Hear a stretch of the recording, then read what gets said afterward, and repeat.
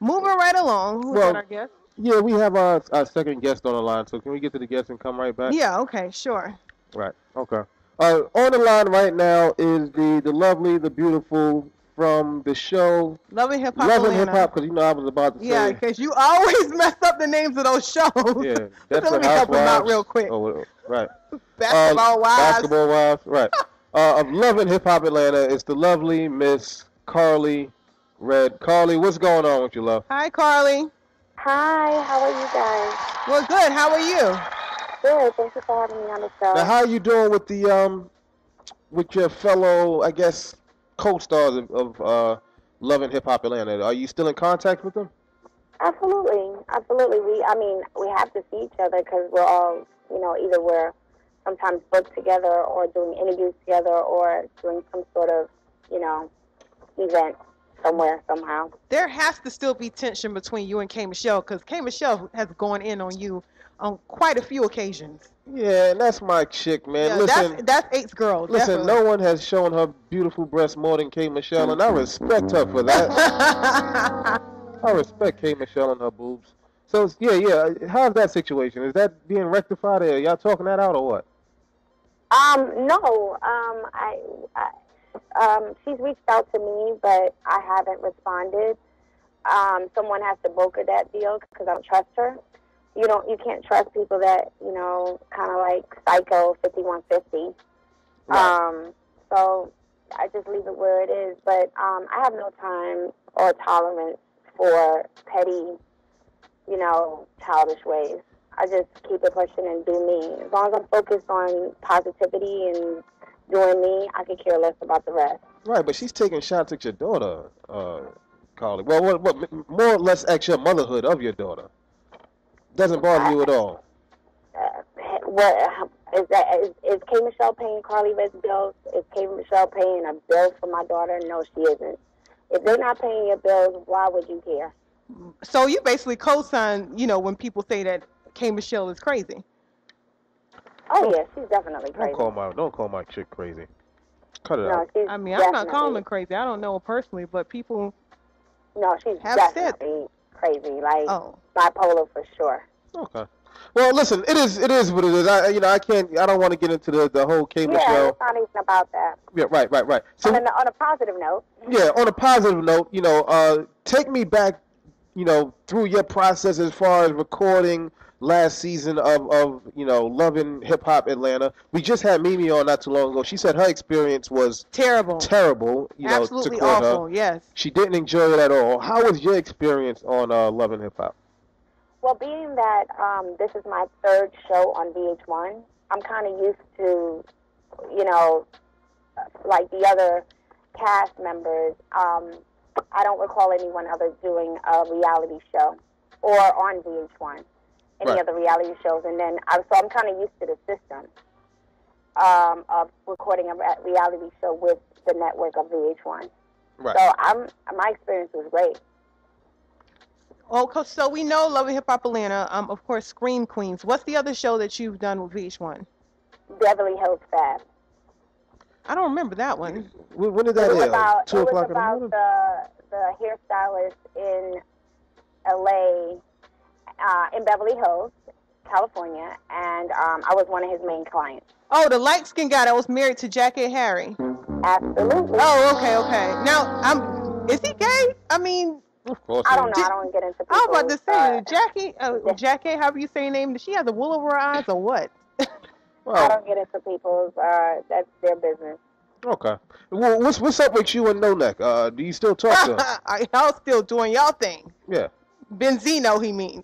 Benzino and I are cool. You know how relationships are. You're in one day, you're out the next. We're in and out. We see each other. We kick it. We still, do our thing from time to time. It depends on what mood I'm in, what day. Right. So if you're in the mood for some Benzino, then you holler at my nigga and say, listen, yeah. You come over here with your turtleneck, nigga. Exactly. Ladies got their pipe there. I'm in the mood to kick it, whatever. It is what it is. Right. All right, so that's good. I didn't listen. To be honest with you, and I'm just speaking as a viewer. Now, first and foremost, I got talked into really paying attention to this season by my co-host because I really didn't watch the first season. And I watched every episode. It's been the only season. No, I'm talking about the first season of Love and Hip Hop, the one in New York. So you're talking about the original version as well? Right. Okay. So you talked me into watching this season, and it was very interesting. I really enjoyed it. Entertaining. Right. It was entertaining. For some reason, it just didn't, and I'm not saying it wasn't, but it just didn't seem genuine, the feelings between you and Benzino. It felt like something was a little off. Felt like Michael Jackson kissing Lisa Marie Presley. Yeah. Like, what the hell is going on here? I mean, Benzino's a good actor. Put it like that. Wow. Okay. He's a good actor, and the award goes to Benzino. Yeah. So you don't think his feelings for you were genuine? I mean, he did buy you a ring. That says, No, not really. He borrowed a ring. Right, for the show. He borrowed the ring? Yeah, I mean, you never borrowed a ring to go on a red carpet. I mean, all these celebrities, you know that half the celebrities, they actually borrow Harry Winston to do red carpet VMAs or Oscars or Emmys. You know this, right? I borrowed my Aunt Flossie's jewelry, but I don't know about Harry Winston. So listen. I'm sure you know this, right? Yeah, I know that though. Yeah. Right, but what you're saying is he basically borrowed the jewelry for the sake of show, just to kind of, I guess, make it seem like it was more than it was for the TV show. But you didn't know any of this, correct? No, he's a good actor. He's definitely a good actor. Were you hurt by any of this? Like, seriously hurt, or did you not really give a shit? At that point, I knew what it was about. I knew how he is. I started learning, That's why I said I basically put him on, because if it wasn't for me, there would be no love on the show for Benzino. Like, right. He wouldn't get camera time. Okay. He wouldn't get camera time. So when I said I put him on, not that I put him on the source, or I put him on to this, I put him on to that. I put him on the show because without meeting me, he wouldn't get camera time. Yeah, let's face it, his career was over until he started talking to you again. Let's just be real. It was over. It was over, I wouldn't say it was over. It was stalled. Oh, no, it was pretty much over. Media with Hip Hop Weekly and everything. So, that's okay. No, it's all right. I read Hip Hop Weekly. At least somebody does. It's a beautiful thing. Shout out to Benzino, though. And all of his turtlenecks. I mean, he's a good guy. Right. I have nothing really, just keeping it real, Right. And he's, it is what it is. Hopefully, things, work out for you in a different way next season. Well, I have to ask this because I know a lot of people have been saying this. So do you guys want me to get back together with Benzino? I mean, that was what I was going to talk about a little bit more. A lot of people have accused you of using him, to get your career on. You know what I'm saying? Like, I know he linked you up with... The show was about women. The show's not about a man. The show's about, if you look on the billboard, it's 4 women on the top of the skyscraper right now. Like, there's no men on there. Right.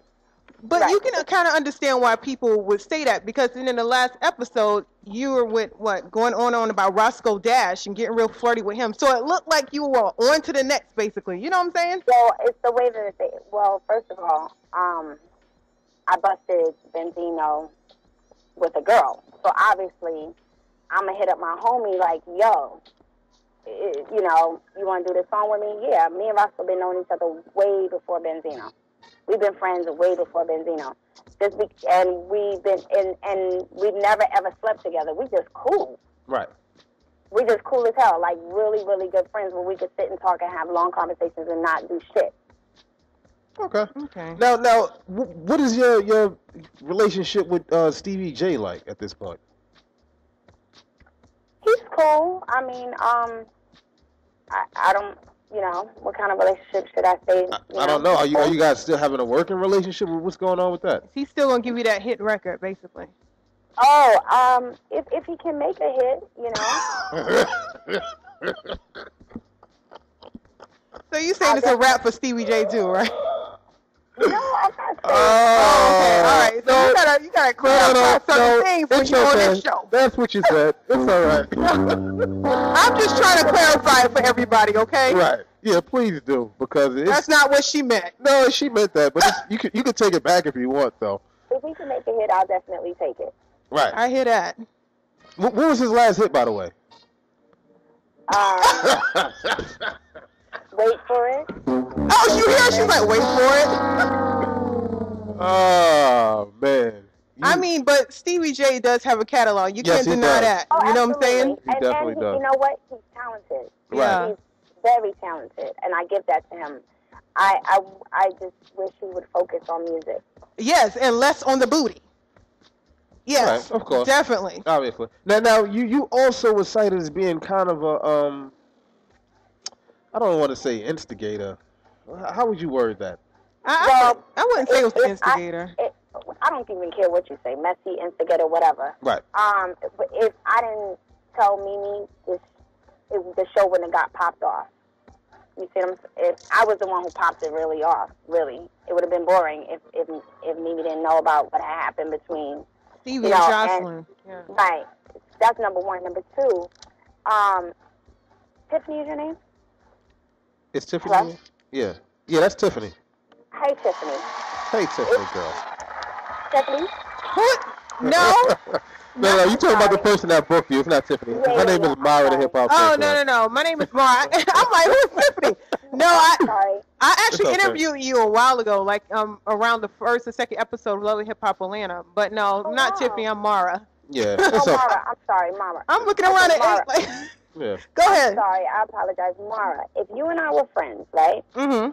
And I saw your fiance, baby father, whatever, with another girl the night before, and you and I are girls, right? And I saw your baby father, whoever, with another woman. And I come to you the next day, and I'm just kicking it with you, and I don't say shit. Wouldn't you be mad when you found out, like, wow, Karlie was there, and she didn't say nothing to me about that? Yeah, I feel you, and I also feel you like want to know. I of course I would want to know, but I kind of feel like if you hadn't said anything, people would have been, screaming about, Really, if I didn't say anything, it would have got back later that I was phony. Exactly. Right. You know they're going to show that. So it's like, damn if you do, damn if you don't. So, I mean... Right, exactly. And if I didn't say anything, you know they would have showed that. Like, oh, really? Of course. And she knew this? Oh, she didn't say nothing. Oh, she's phony.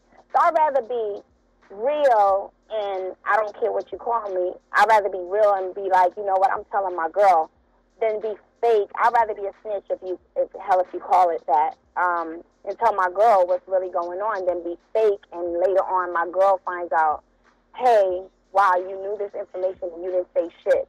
You're a phony bitch. Excuse my language. Now, so, go ahead, I'm sorry.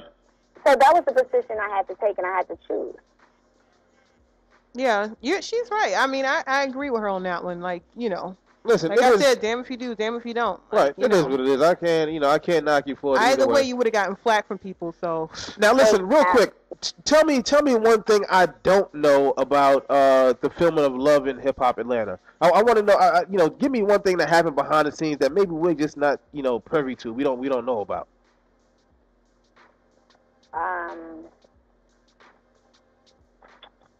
I got to think about that one. Nothing coming to mind. Well, while you thinking about that, do you think you're gonna come back for season 2? Oh yeah, I have some unfinished business. Oh, so basically you're gonna start the season off by beating K. Michelle's ass. Okay. I didn't say any of that. I mean, like, I'm a lady and I'm up class, and I'm not, I don't need to fight to show. I need to get that Good Morning America, that white check. I don't know what y'all talking about. I hear that. While you're over there acting ratchet and your career won't go anywhere, I'll be over here getting checks. All right, so I bet not see you shaking no more tables now next season. Now, I didn't fight, though. Yeah, you didn't. You shook the shit out of a table, but you didn't fight. I kept it classy. Now, listen, real quick. Two things that I kind of want to get to before I let you go. Number one, I heard that they may be bringing in Diamond and Soulja Boy now this season. Yeah. How do you feel about any new additions to the cast this year? Mona's very smart and she's very talented. Hey, Mona, shout out to her. Right. So whatever the addition is, as long as it keeps Love and Hip Hop number one, because if it's number one, my checks get greater. I'm sorry, guys. I'm all about the check. God damn it, I ain't mad at you. I hear that. You can bring whoever you want on. As long as she's very smart and talented. Right. If Mona wants to bring another cast member on that's going to bring another check for Karlie Redd, please do. Because you got, I'm a queen of chess, and you got to put your players in position so that, the queen can make her moves and get her check. Okay. Now, was Diamond supposed to be on the show the first season? Because, it was a bunch of back and forth for whether she was or whether she wasn't, I have no idea. I don't know that information, and I don't get involved. I just worry about Karlie Redd. Now, don't let Mama D hear you talking about that Queen of the Castle shit. Don't talk that shit around her. All right, now, real quick, why the big controversy over the age thing? I mean, does it really matter at this point? You know what? I'm glad that the controversy came over the age thing because actually, my name and my age became the #1 topic all over the world, trending worldwide, all over Yahoo, Google, MSN, every search engine. I was the #1 search engine topic. So I'm glad that happened. Thank you, Kate Michelle, because she actually, now that she did that, she's actually got me a check from Google, actually got me a check from Yahoo. They called me, said, hey, we want to give you your own show. Okay. Now, who is this that called and said they wanted to give you your own show? On Google. On Google? Oh, okay. Yeah. So I'm glad mystery helps. Right. So I'm never telling my age because it's actually, when people are searching you, advertisements love it. Right. Now, the first thing I did when I searched Karlie Redd nude pictures, but nothing came up. Of course he did. Yeah, but I was going to try to you'll never see that. I'm too classy for that. Right. No bathroom pictures coming out anytime soon. But actually, I did a video for World Star in the Bahamas the other day, which I kind of wore a bathing suit, and I kind of took off my top, but not really exploiting anything. It was all under the sun. It was classy nudity. Yeah, I was classy nudity. Yeah, she was getting naked. It's all the same thing. Right. We don't really care about the class as long as you get naked. All right. Now, you kind of understand why people are digging so deep about your age, though. It's like the more you keep it a secret, the more people are going to be curious about. And I'm happy because the more I do that, the more I get a check. Right. But I have to say something though. In July, you had an interview, and someone asked you during the interview how old you were, and you said, "Well, it's on the internet. If you Google Scream Queens, which I think it's Scream Queens too." You said that it says you were 29, but that show aired. No, I didn't say I was 29. I said if you Google it and you do your math, you can come up with the age real quick. Okay, so I did the math, and I say you have to be at least 31. You know what I'm saying? Because I know I'm not answering because if I answer, then they're gonna say, "Oh, she said it." I'm not telling you. It's okay. I'd rather get the check than tell you and don't get a check. It's okay. Listen. I love that soundbite right there. We tried. But look, Karlie, I appreciate you calling in, that's you know what? Who knew that was really very important for people to know my age? You know what it is? I'm going to be honest with you. People are nosy. No. I'm going to tell you. No. It's not about being nosy. I'm going to tell you exactly what it is. You're dealing with a cast who are, kind of, early 30s-ish, and then here you come dating a nigga who appears to be, 62, 63, on the show. Benzino does not look 62. Stop. So everybody started trying to figure out, well, how old is this chick? No, but Benzino's not 62. I'm exaggerating, but he is a little bit older. Right? He's a man of a certain age. Of a certain age. He's a little older. So I think that's part of the intrigue. Like, okay, well, what's the age disparity there? I know that's one of the things I thought. Well, what's the age